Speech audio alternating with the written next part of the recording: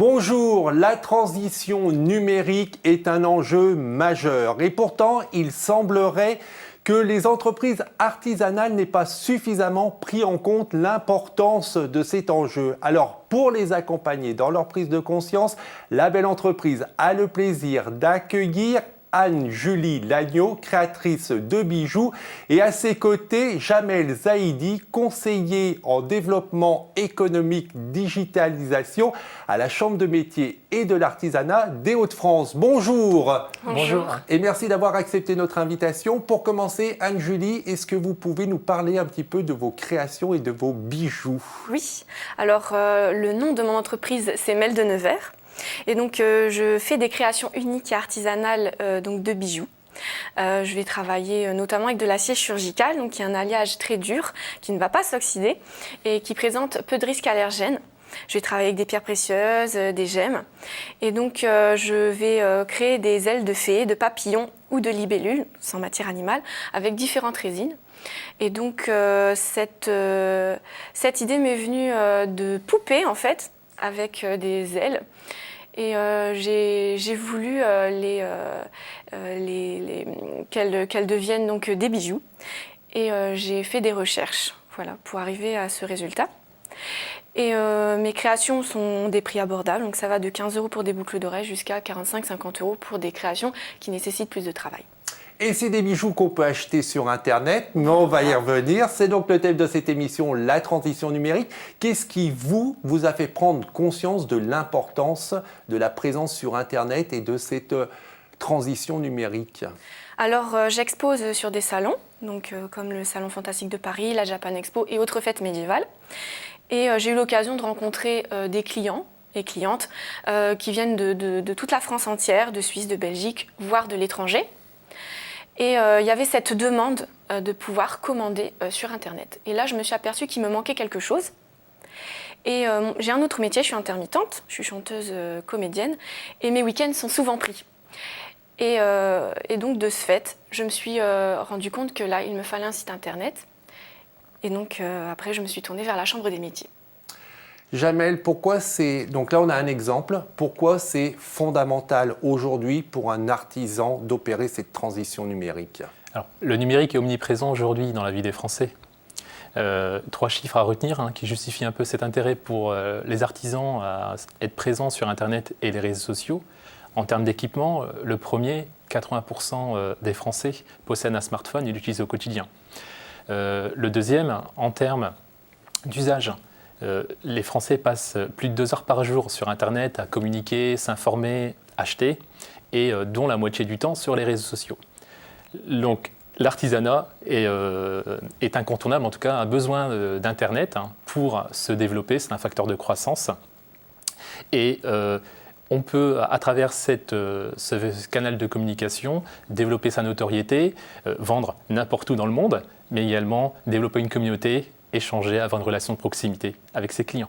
En fait, aujourd'hui, la question, elle ne se pose même plus. On n'a même plus besoin d'argumenter. Il faut absolument être présent sur les réseaux sociaux et sur Internet. C'est ça, il faut vraiment foncer, être le premier avant que les concurrents le font à notre place.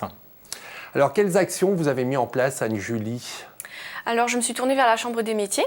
J'ai d'abord déposé ma marque auprès de l'INPI.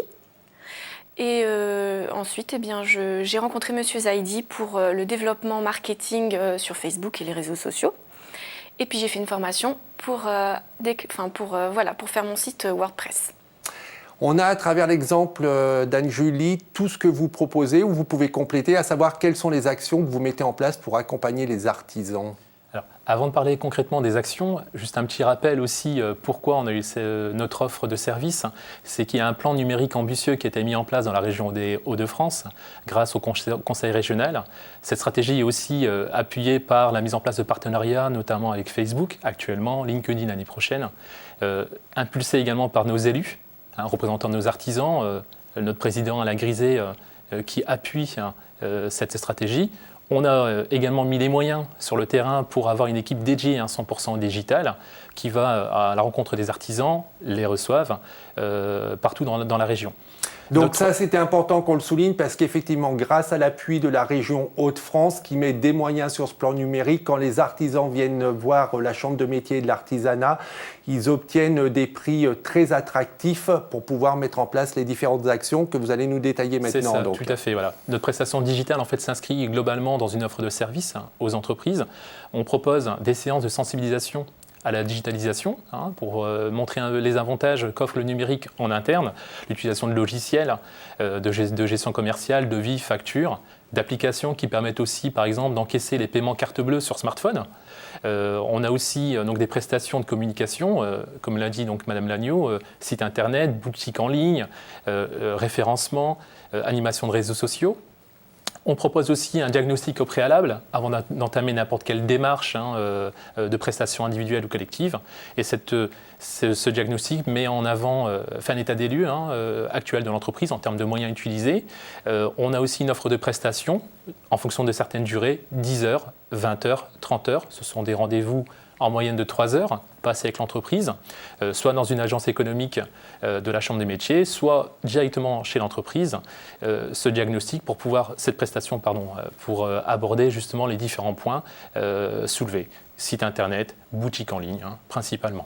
En fait, vous répondez à toutes les attentes et c'est un petit peu un système d'entonnoir. On part de la réunion collective qui va être une sensibilisation à Internet et aux réseaux sociaux si vous n'êtes pas convaincu. Et puis, à l'issue de cette réunion de sensibilisation, vous allez être convaincu de l'importance d'être présent sur les réseaux sociaux et sur Internet. Et là, vous rencontrez Jamel ou un autre conseiller qui va définir une stratégie et mettre en place les outils dont vous aurez besoin pour développer votre activité artisanale. C'est tout à fait ça. Et notre équipe se déploie et s'étoffe sur toute la région, dans n'importe quel territoire, les départements, l'Oise, la Somme, l'Aisne, le Nord et le Pas-de-Calais. Alors une question qui revient très régulièrement chez les entrepreneurs qui vont se lancer sur Internet, c'est combien de temps il faut y passer. Donc Anne-Julie, combien de temps vous passez sur Internet et sur les réseaux sociaux? Alors c'est très difficile de vous répondre, mais je dirais environ 1 heure à 1 heure et demie. Par jour? Oui, parce qu'il faut répondre aux clientes. Ensuite, il faut mettre aussi en vente. Et puis, il y a les publications aussi, donc pour partager sa passion et puis montrer tout ce qui se fait en ce moment. Voilà. Qu'est-ce que vous recommandez au sein de la Chambre de métier de l'artisanat? Combien de temps il faut passer sur Internet et sur les réseaux? Alors, comme l'a dit Madame Lagneau, ça dépend surtout de sa stratégie. Par rapport à l'objectif que l'entrepreneur souhaite se fixer et surtout en fonction du temps imparti. On peut très bien passer au départ 2 heures par jour, puis au démarrage, puis passer au final 2 heures par semaine. Le meilleur conseil, c'est vraiment allez-y progressivement. Et comme l'a dit Madame Lagneau, un minimum quand même de 15 minutes par jour pour pouvoir répondre aux commentaires, gérer sa e-réputation, 2 heures par semaine pour pouvoir quand même trouver du contenu intéressant pour sa communauté. L'important, c'est d'être régulier, d'être présent quotidiennement. C'est ça, effectivement. Donc pouvoir consacrer du temps afin de produire du contenu régulier en fonction de sa stratégie. Il faut que ça soit vraiment cohérent par rapport aussi au temps disponible pour l'artisan à consacrer. Vaut mieux être régulier, passer 2 heures par semaine que vouloir passer 2 heures par jour régulièrement et puis réduire un peu la voilure. C'est le plus important. Le terme que vous employez souvent, c'est stratégie. Alors évidemment, la stratégie, elle est personnalisée, mais quels sont les critères qu'il faut prendre en compte pour mettre en place sa stratégie? Alors, les critères, c'est vraiment quel réseau social je souhaite donc cibler par rapport à ma clientèle.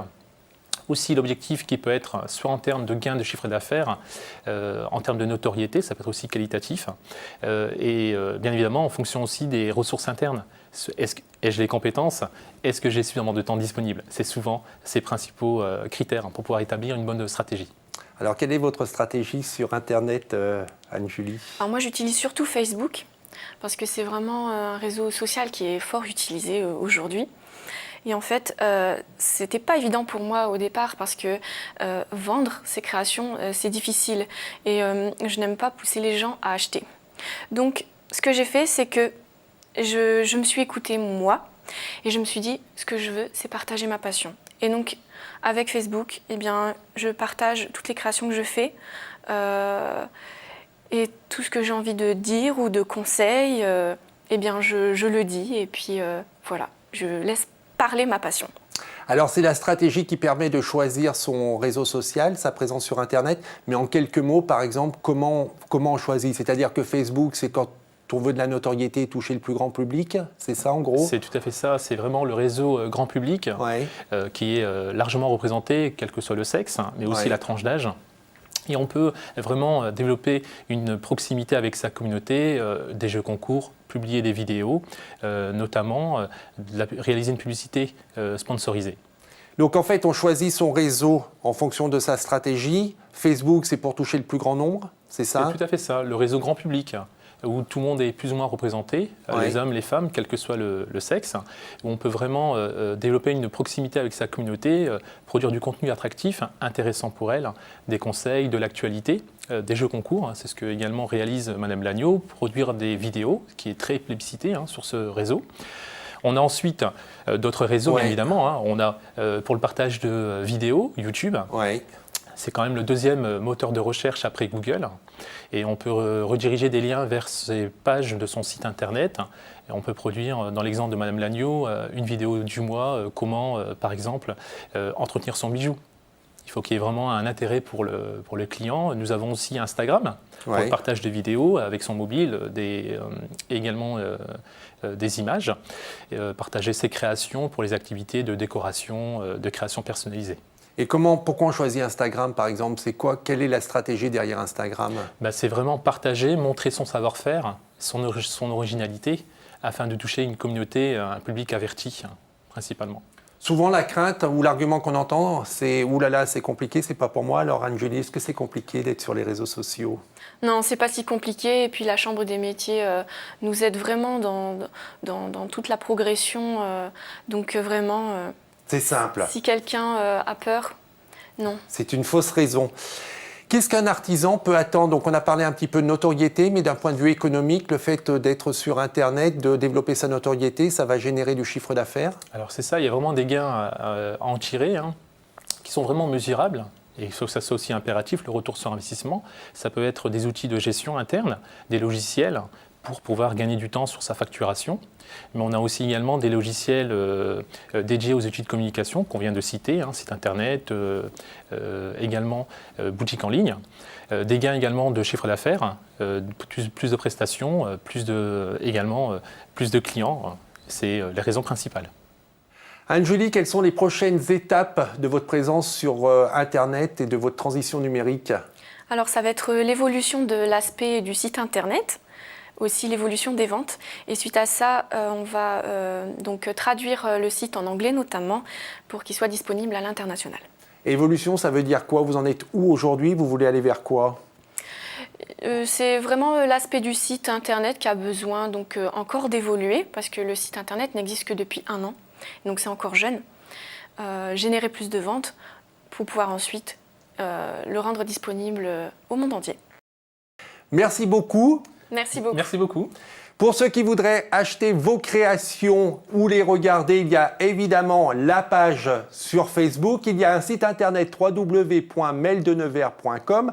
Pour suivre l'actualité et connaître l'émission que propose la Chambre de métier de l'artisanat des Hauts-de-France, le site internet c'est artisanat-npdc.fr. Mais ça va peut-être changer. Oui, tout à fait, avec la fusion. Donc la Chambre de métier de l'artisanat des Hauts-de-France. Voilà, puis un bon moteur de recherche, vous mettez Chambre de métier de l'artisanat des Hauts-de-France et vous trouverez le site internet. Pour revoir cette émission, c'est demain.fr. On se retrouve la semaine prochaine en attendant que le souffle de la création et que l'esprit de demain vous accompagne. Au revoir.